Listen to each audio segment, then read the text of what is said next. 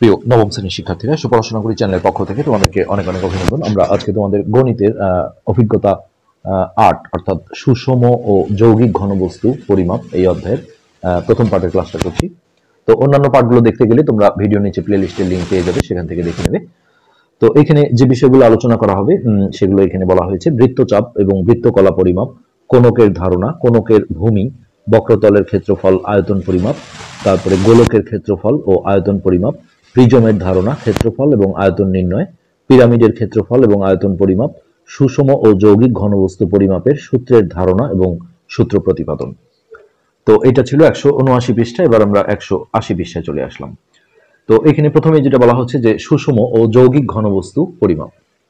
পূর্বের শ্রেণীতে তোমরা দ্বিমাত্রিক ও ত্রিমাত্রিক বস্তুর ধারণা পেয়েছো। দ্বিমাত্রিক মানে হচ্ছে যার দুটো জিনিস থাকে, অর্থাৎ দৈর্ঘ্য এবং প্রস্থ। আর ত্রিমাত্রিক হচ্ছে তার সাথে যখনই উচ্চতা যুক্ত হয়, অর্থাৎ দৈর্ঘ্য প্রস্থ উচ্চতা, হ্যাঁ, এটাকে ত্রিমাত্রিক বলে। ত্রি মানে হচ্ছে তিন। তো দ্বিমাত্রিক বস্তু দুইটি মাত্রায় অবস্থান করে। মাত্রা দুটো হলো দৈর্ঘ্য আর প্রস্থ। একটি সমতলে ত্রিভুজ, চতুর্ভুজ, পঞ্চভুজ বা যে কোনো বহুভুজ আঁকলে তারা দ্বিমাত্রিক তলে অবস্থান করে। হ্যাঁ, আমরা যদি খাতায় একটা ত্রিভুজ আঁকি বা চতুর্ভুজ, পঞ্চভুজ যে কোনো কিছু আঁকি, তাহলে এটাকে আমরা বলবো দ্বিমাত্রিক। তো আমরা শুধু তাদের দৈর্ঘ্য এবং প্রস্থ পরিমাপ করতে পারি, কিন্তু এই আকৃতিগুলোর সাথে আরেকটি মাত্রা অর্থাৎ উচ্চতা যুক্ত হলে ত্রিমাত্রিক বস্তু গঠিত হয়ে যায়। তো এই যে এখানে দেখো, এগুলো সবই দ্বিমাত্রিক বস্তু। আর যখনই তার সাথে একটা উচ্চতা যুক্ত হয়ে যায়, তখন এটা ত্রিমাত্রিক হয়ে যায়। আমরা প্রকৃতিতে যে সকল বস্তু দেখি তার প্রায় সবই ত্রিমাত্রিক বস্তু, মানে ত্রিমাত্রিক বস্তুর সংখ্যাই বেশি। অর্থাৎ এরা তিনটি মাত্রায় অর্থাৎ দৈর্ঘ্য, প্রস্থ এবং উচ্চতায় অবস্থান করে। মানুষ, অন্যান্য প্রাণী, গাছপালা, ঘরবাড়ি, সুউচ্চ ভবন, পাহাড় পর্বত ইত্যাদি ত্রিমাত্রিক বস্তুর উদাহরণ। ত্রিমাত্রিক বস্তুগুলোকে ঘনবস্তু বলা হয়। যার দৈর্ঘ্য, প্রস্থ, উচ্চতা থাকে তাকে আমরা বলি ঘনবস্তু। আর সেই ঘনবস্তুর দৈর্ঘ্য, প্রস্থ, উচ্চতাগুলো যদি সমান হয়, তাহলে তার একটা বিশেষ নাম আছে, যেটাকে আমরা বলি ঘনক। প্রতিদিন বিভিন্ন ঘনবস্তু নিয়ে আমাদের কাজ করতে হয়। যেমন তোমরা যে শিক্ষা প্রতিষ্ঠানে পড়াশোনা করো তা একটা ঘনবস্তু, তুমি যে চেয়ার বা বেঞ্চে বসে ক্লাস করো তা ঘনবস্তু, এমনকি তুমি যে বই, খাতা এবং কলম ব্যবহার করো সেগুলো ঘনবস্তু। তো এরকম দৈনন্দিন জীবনের বিভিন্ন প্রয়োজনীয় ঘনবস্তু সঠিক আকৃতিতে তৈরি করার জন্য এগুলোর সঠিক পরিমাপ নির্ণয় করার প্রয়োজন হয়। এই অভিজ্ঞতায় অর্থাৎ এই চ্যাপ্টারে আমরা সুষম ঘনবস্তুর বিভিন্ন পরিমাপ কৌশল সম্পর্কে শিখব। উপরের চিত্রগুলো পর্যবেক্ষণ করলে দেখা যায় ত্রিমাত্রিক বস্তুগুলো দ্বিমাত্রিক বস্তু দ্বারাই গঠিত হয়েছে। অর্থাৎ একটা ত্রিমাত্রিক বস্তু কিন্তু প্রাথমিকভাবে যে দ্বিমাত্রিক বস্তু দিয়েই গঠিত হয়। দ্বিমাত্রিকে দৈর্ঘ্য, প্রস্থ থাকে, যখনই তার সাথে উচ্চতা যুক্ত হয়ে যায় তখন সেটা ত্রিমাত্রিক হয়ে যায়। কিছু ঘনবস্তু যেমন কোণক বৃত্তকলা দ্বারা গঠিত হয়। একটু পরে আমরা দেখব কোণকের বিষয়টা। এই কারণে চলো আমরা প্রথমেই বৃত্তচাপ এবং বৃত্তকলা সম্পর্কে জেনে নিই। তো বৃত্তচাপ এবং বৃত্তকলার পরিমাপ। তোমরা পূর্বের শ্রেণীগুলোতে বৃত্ত সংক্রান্ত বিস্তারিত জেনেছো, আবার কাগজ কেটে বৃত্ত তৈরি করাও শিখেছো। বৃত্তের পরিধি এবং বৃত্তের ক্ষেত্রফল পরিমাপের পদ্ধতি শিখেছো। চলো বৃত্ত সম্পর্কে আর একটু জেনে নিই। বৃত্তের পরিধির উপর যে কোনো দুটি বিন্দু, এই যে এটাকে পরিধি বলা হয়, এই বক্ররেখাটা, এর উপর ধরো যে কোনো দুইটা বিন্দু, যেমন একটা এ বিন্দু আর একটা বি বিন্দু নেওয়া হলো। এই এবি যে অংশটা থাকলো, এই যে এই পাশের যে অংশটা কালার করে দেওয়া হয়েছে, তো এটাকেই বলা হয় হচ্ছে বৃত্তচাপ। তার মানে বৃত্তের পরিধির যে কোনো অংশই হচ্ছে বৃত্তচাপ। আমি যে কোনো একটা অংশ যদি এখান থেকে কেটে নিই, তাহলে এটাকেই বলা হবে বৃত্তচাপ। ওকে, মনে করি বৃত্তটির ব্যাসার্ধ হচ্ছে আর একক। তো এই যে কেন্দ্র থেকে পরিধির দূরত্ব, এটা হচ্ছে ব্যাসার্ধ। হ্যাঁ, এই দিকটাও একটা ব্যাসার্ধ, এটাও কিন্তু ব্যাসার্ধ। তো একই বৃত্তের ব্যাসার্ধগুলো সমান হয়।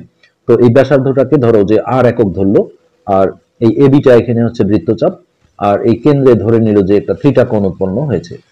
আবার বৃত্তের কেন্দ্রে উৎপন্ন কোণের পরিমাপ কিন্তু 360 ডিগ্রি। একটা বৃত্তের কেন্দ্রে হ্যাঁ এই পুরো কোণটা হচ্ছে 360 ডিগ্রি ধরা হয়। যেমন ধরো আমি যদি এইভাবে একটা বৃত্ত আঁকি, এটা হচ্ছে কেন্দ্র।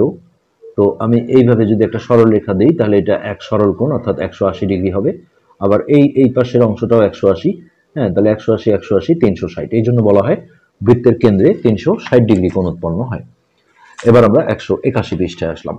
বৃত্তচাপের দৈর্ঘ্য বৃদ্ধি করলে কেন্দ্রে উৎপন্ন কোণের পরিমাপ বৃদ্ধি পায়, আর দৈর্ঘ্য কমালে কোণের পরিমাপও কমে যায়। তো এই হ্রাস বৃদ্ধির অনুপাত সমান। সুতরাং বৃত্তচাপ এবং কেন্দ্রে উৎপন্ন কোণ পরস্পর সমানুপাতি। অর্থাৎ বৃত্তচাপ যদি বেড়ে যায়, হ্যাঁ, তাহলে কোণটাও বেড়ে যায়। বৃত্তচাপ যদি কমে যায়, তাহলে কোণের পরিমাণটাও কমে যায়। তো বিষয়টা আমরা দেখি। ধরো আমরা হাত দিয়ে যদি এরকম একটা বৃত্ত আঁকি, তো এইখানে ধরো যে কেন্দ্র ছিল, তো এখন আমি এইখানে দেখো একটা এ বিন্দু নিলাম আর এইখানে একটা বি বিন্দু নিলাম। তাহলে এই যে এইটা হচ্ছে আমার কি বৃত্তচাপ এ বি, এই অংশটা। তো এইখানে দেখো কোণটা হয়েছিল এরকম একটা, আমরা ধরলাম যে এইটা ছিল আমার থিটা কোণ। এখন আমরা যদি বৃত্তচাপটা দেখো এইটার তুলনায় একটু বড় করে দিই, হ্যাঁ, ধরো যে এইখান থেকে এত দূর ধরলাম, তাহলে এটা বি, এটা সি। এখন আমার বৃত্তচাপ হচ্ছে এই বিসি বা সিবি, এই পুরো অংশটা। তো এখন দেখো কেন্দ্রে উৎপন্ন কোণ হচ্ছে এই যে এইটার সাথে এইটা যদি আমরা জয়েন করে দিই, তাহলে এই যে এই কোণটা যে আছে, এই কোণটা দেখো আগে থিটা কোণ ছিল এটা, তখন বৃত্তচাপ ছিল আমাদের এ বি। তার মানে এখন যখনই আমরা বৃত্তচাপটা এই যে এ বির চেয়ে দেখো বড় করে বিসি করলাম, তখন এই কোণের পরিমাপটা, এই যে এই কোণটা, এটাকে আমরা যদি থিটা ওয়ান বা অন্য কিছু দিয়ে ধরি, তাহলে এই কোণটার পরিমাপ কিন্তু আগের এই কোণটার চেয়ে বড়। আবার বৃত্তচাপ যদি ছোট করে দাও, আগের যেমন এ বি এখানে ছিল, এখান থেকে যদি ছোট করে এতটুকু, মানে ধরো যে এই যে বিডি বৃত্তচাপ যদি ধরি, তাহলে কিন্তু কোণটা দেখো ছোট হয়ে যায়। আগে যে এটা ছিল থিটা, এখন তার চেয়ে ছোট হয়ে গেছে। তার মানে এখানে যে কথাটা বলা হলো যে বৃত্তচাপ এবং কেন্দ্রে উৎপন্ন কোণ সমানুপাতি, অর্থাৎ বৃত্তচাপ বাড়লে কোণটাও বেড়ে যাবে, বৃত্তচাপ কমে গেলে কোণটার পরিমাণ কমে যাবে। তো এখান থেকে দেখো একটা সূত্র আসছে যে বৃত্তচাপের দৈর্ঘ্য ভাগ বৃত্তচাপের পরিধি সমান হচ্ছে বৃত্তচাপের দৈর্ঘ্য ভাগ হচ্ছে বৃত্তচাপের পরিধি। তাহলে আমাদের এই যে এবি বৃত্তচাপের ক্ষেত্রে কোণের পরিমাপ ছিল কত, থিটা। তাহলে এটা যেহেতু উপরে ছিল, এটা উপরে বসাতে হবে থিটা ডিগ্রি। আর বৃত্তের পরিধি মানে হচ্ছে এই সম্পূর্ণ অংশটা। তাহলে এই সম্পূর্ণ অংশটার ক্ষেত্রে 360 ডিগ্রি কোণ ধরতে হবে, যেহেতু বৃত্তের কেন্দ্রে এই পুরোটা ঘুরে আসলে কিন্তু 360 ডিগ্রি কোণ উৎপন্ন হয়, আর এটা পুরোটা ঘুরলে কিন্তু পরিধিটা হয়ে যায়।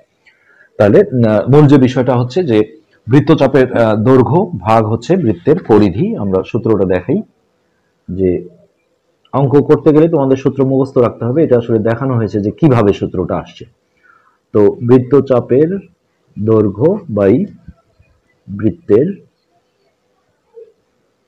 পরিধি, হ্যাঁ, যেহেতু বৃত্তচাপ আর কেন্দ্রে উৎপন্ন কোণ সমানুপাতিক, তাহলে সেক্ষেত্রে যেটা বলা হচ্ছে যে বৃত্তচাপের যেটা দৈর্ঘ্য হবে, হ্যাঁ, তাহলে বৃত্তচাপের দৈর্ঘ্যের সাথে সংশ্লিষ্ট কোণটা আমাদের ছিল থিটা ডিগ্রি, আর বৃত্তের পরিধির ক্ষেত্রে আমাদের কোণটা ধরতে হবে 360 ডিগ্রি। তো এবার দেখো আমরা বৃত্তের পরিধি আমরা আগের ক্লাসে পড়েছি, তোমরা সপ্তম শ্রেণীতেও পড়েছো, যে বৃত্তের পরিধির সূত্র হচ্ছে 2 পাই আর, এটা হচ্ছে পরিধির সূত্র। হ্যাঁ, অর্থাৎ পাইয়ের মান হচ্ছে 3.1416 আর আরটা হচ্ছে ব্যাসার্ধ। তো এই যে বৃত্তের পরিধির জায়গায় আমরা 2 পাই আর বসাবো, তাহলে বা উপরে দেখো আমরা বৃত্তচাপের দৈর্ঘ্যটা ঠিক রাখলাম, বৃত্তচাপের দৈর্ঘ্য বাই পরিধির জায়গায় আমরা বসালাম 2 পাই আর, সমান এই পাশে অংশটা যা ছিল, হ্যাঁ, থিটা বাই 360, এখানে আর ডিগ্রিটা দিলাম না।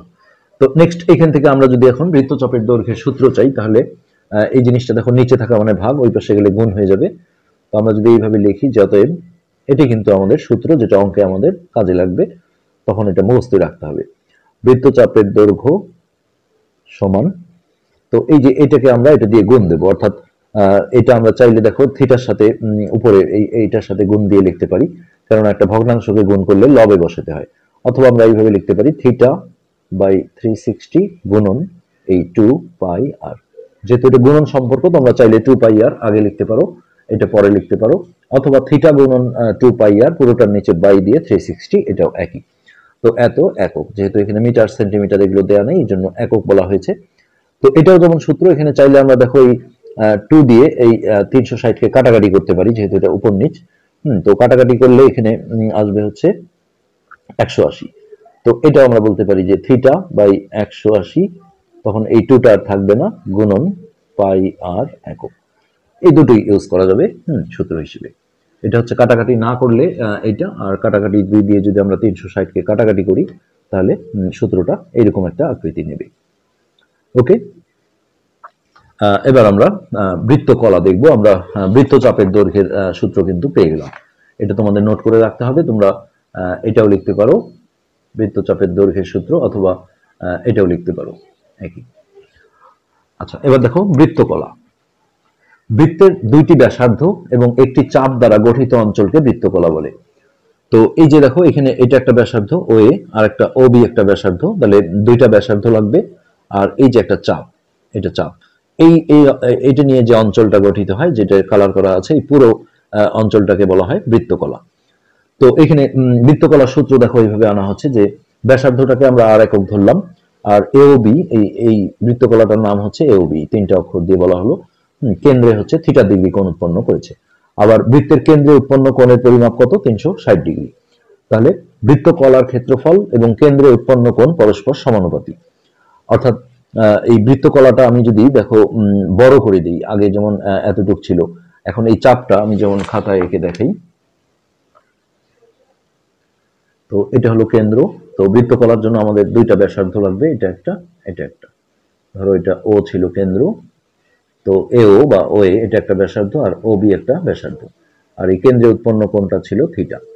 তাহলে বৃত্তকলার ক্ষেত্রে যেটা বলা হলো যে দুইটা ব্যাসার্ধ লাগবে আর একটা চাপ, এই যে এ বি চাপ, এটা নিয়ে যে গঠিত অঞ্চল, এই পুরো অঞ্চলটা এ ও বি, এটাই হচ্ছে বৃত্তকলা। তো এখন আমরা যদি দেখো বৃত্তকলার এই এই জিনিসটার একটা ক্ষেত্রফল থাকবে, সেটা আমরা দেখবো একটু পরে। তো এই বৃত্তকলার ক্ষেত্রফল আর কেন্দ্রে উৎপন্ন কোণ পরস্পর সমানুপাতিক, অর্থাৎ বৃত্তকলার ক্ষেত্রফল যত বাড়বে, ধরো আমি যদি এই চিত্রেই দেখাই, আগের বার চাপ ছিল দেখো এতটুক, এখন এই চাপটা যদি বড় করে, এই যে বিডি, এই পুরোটাকে যদি আমি চাপ হিসেবে ধরি, তাহলে এইখানে একটা দেখো ব্যাসার্ধ দিলাম, আর এইখানে একটা ব্যাসার্ধ। এখন কিন্তু যে বৃত্তকলাটা তৈরি হলো সেটা হচ্ছে এই বিওডি, মাঝের এটা বাদ দাও।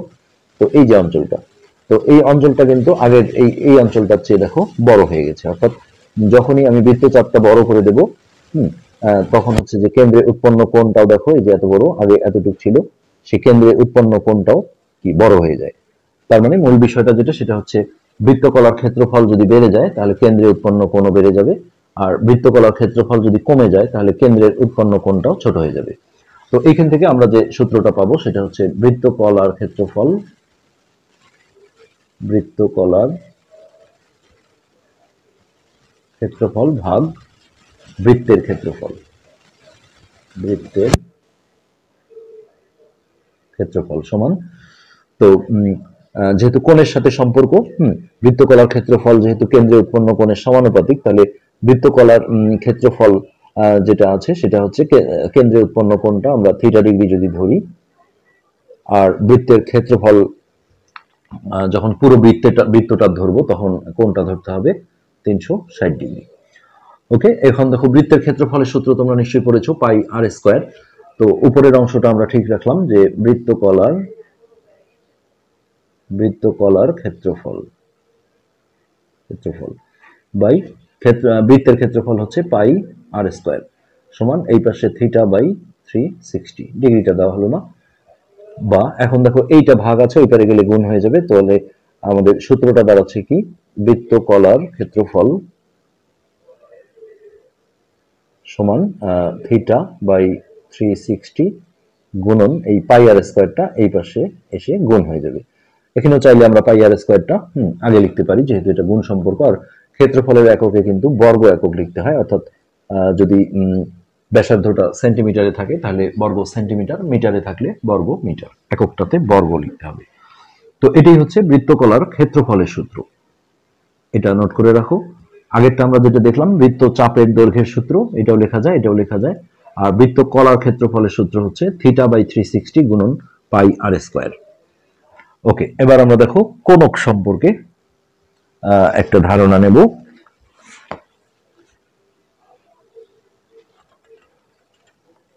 তো এটা আমরা আজকের পার্ট এখানে শেষ করছি, পরবর্তী পার্টে আমরা কোণক নিয়ে আলোচনা করব।